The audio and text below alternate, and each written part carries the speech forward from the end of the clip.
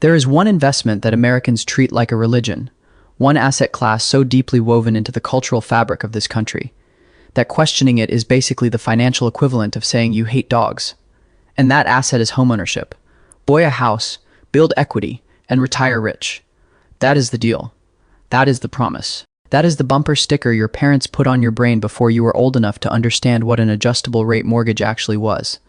And here is the thing. It is not that the promise is completely wrong. It is that it is wrong enough to matter. Because for most Americans, a house isn't just a home. It is their single largest financial asset. Their entire retirement plan, their safety net, their legacy, and their identity, all wrapped up in a 30-year loan. They don't fully understand, at an interest rate that would have made someone in 1980 laugh until they cried. And I am going to show you, with actual numbers, why the American obsession with homeownership is quietly one of the most expensive financial decisions a generation has ever made, and why the people who benefit most from that obsession are not the homeowners. Let's start with the mythology. The standard pitch goes something like this. Renting is throwing money away. Buying builds equity. And over time, real estate always goes up. You've heard it. You've probably said it. Your uncle definitely said it at Thanksgiving, while pointing at his kitchen renovation, as if it were a hedge fund.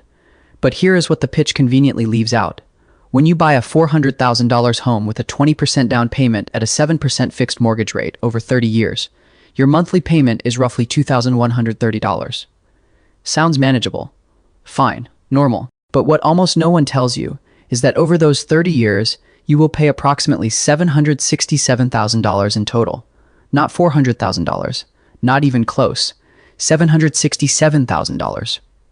For a $400,000 house, that is $367,000 in interest alone, before a single dollar of property tax, before insurance, before maintenance, before the water heater that decides to retire the same week your car needs new brakes. The average American homeowner spends about 1 to 3% of their home's value per year on maintenance. On a $400,000 house, that is $4,000 to $12,000 a year, or up to $360,000 over 30 years. So when you tally it up, the real cost of owning that $400,000 home isn't $400,000. It is closer to $1.1 million. And people call renting throwing money away. Now, before the homeowners in the comments write me off as a person who lives in a studio apartment and eats cereal for dinner, let me be clear. I am not saying homeownership is always bad. I am saying the math that most people use to justify it is almost completely wrong. And that matters because the gap between the myth and the math is where real wealth quietly disappears. So let's meet Mark. Mark is 32. He just bought a house for $420,000 in a suburb outside of Atlanta. He put down $84,000. 20%, classic move. Very adult. He is feeling good. His parents are proud. His coworkers called it a smart investment. Mark is now the kind of guy who watches renovation content on YouTube and genuinely enjoys going to Home Depot on a Saturday morning. Here's Mark's problem. That $84,000 down payment, it is gone. Not lost, technically. It is now equity in a house. But equity in a house is the least liquid form of wealth that exists. Mark cannot spend it. Mark cannot invest it. He cannot deploy it anywhere without either selling the house, which takes months and costs 5 to 6% in realtor fees, or taking out a loan against it, which means paying interest on money he already theoretically owns. His $84,000 is locked inside the walls of a house in a suburb of Atlanta, slowly appreciating at a rate that historically, when adjusted for inflation, barely outpaces treasury bonds. And this is the part that nobody talks about. Because yes, real estate goes up. National home prices have increased significantly over the last several decades. But when you strip out inflation, the actual real return on residential real estate in the United States over the last century has averaged somewhere between 0 and 1.5% per year. Not 8%, not 12%, between 0 and 1.5%. Robert Shiller, the economist who built the most comprehensive index of US home prices in history, has been saying this for 20 years. And every single time he says it, someone in the comments replies with a story about their cousin who bought a house in Austin in 2019 and sold it for double in 2022. That is called timing and survivorship bias. And a once-in-a-generation interest rate shock. It is not a retirement strategy. Here is the gut punch. If Mark had taken that $84,000 down payment and invested it in a basic S&P 500 index fund instead of a house in Georgia. And if he continued renting a comparable home, the historical average return on the S&P 500 is roughly 10% annually. Over 30 years, that $84,000 grows to approximately $1.47 million. While Mark is still paying off his mortgage, the guy who rented and invested is sitting on a number that makes Mark's home equity look like a participation trophy. Now, I know what you are about to say. What about rent increases? What about stability? What about the fact that markets can crash? All fair points, and they matter. But here's the thing. Home prices crashed too. In 2008, median U.S. home prices fell 33% nationally. In some cities, they dropped 50 to 60%. And unlike a stock portfolio, you cannot rebalance a house. You cannot dollar cost average into your kitchen. And you certainly cannot liquidate 20% of your bedroom when you need cash fast. The obsession with homeownership is also, and this part is genuinely uncomfortable, deeply structural, because the entire American housing ecosystem is built to push you toward buying. The mortgage interest deduction rewards homeowners, but not renters. Real estate agents earn 5 to 6% commissions, which on a $400,000 sale is $20,000 to $24,000 in fees paid by you, built into your price, on every single transaction. The 30-year mortgage itself was a government invention, specifically designed to make homeownership feel affordable by spreading the cost across decades, while front-loading the interest payments so banks get paid first. Always, in year one of a 30-year mortgage, roughly 80 to 85% of every monthly payment goes to interest. Not principal, interest. You are renting money from a bank while convincing yourself you own something. And the bank absolutely loves that you believe that. And the system doesn't just reward ownership. It actively penalizes mobility.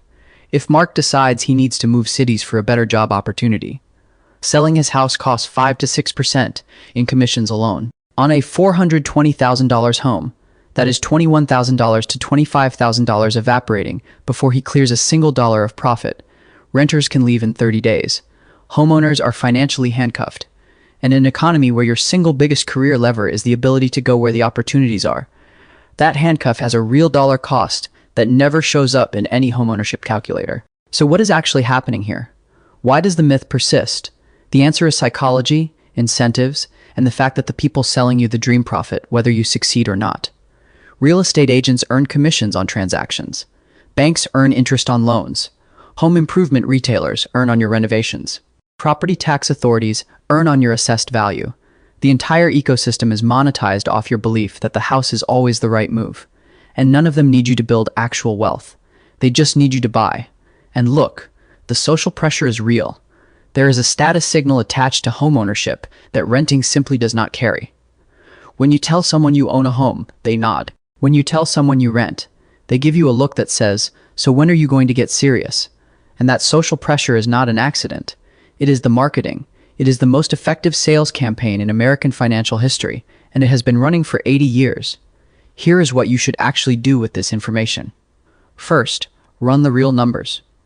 Not the emotional numbers. The actual cost over the life of the loan, including taxes, insurance, maintenance, and opportunity cost on the down payment.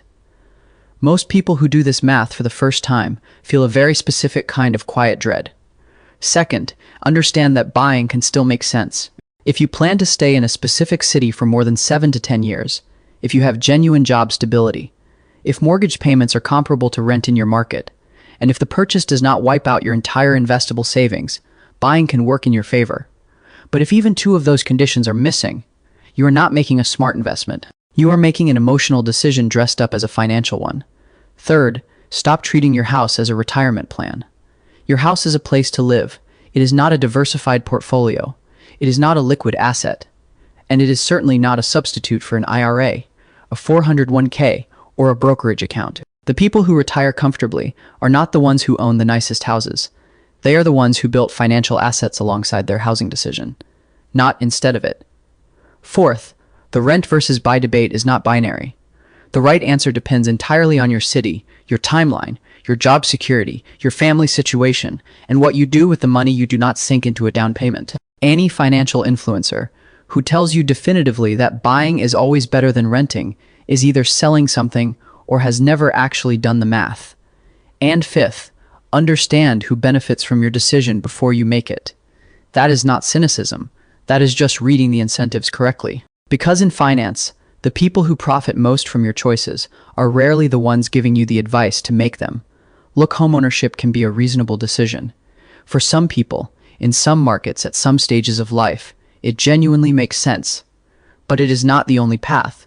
It is not always the smart path. And it is definitely not the sacred, unquestionable wealth building machine that 80 years of American culture has convinced you it is. The dream isn't necessarily wrong, but the math deserves an honest look, and most people are too emotionally committed to a 30-year loan to give it one. So I want to hear where you land on this. Do you think homeownership is still the smartest financial move most Americans can make? Do you think the rent versus buy math has fundamentally shifted in a world of 7% mortgage rates?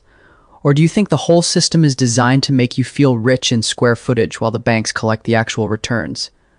Drop your take in the comments because the range of opinions on this one tends to be wide, loud, and deeply personal. And that is usually how you know you've hit a nerve.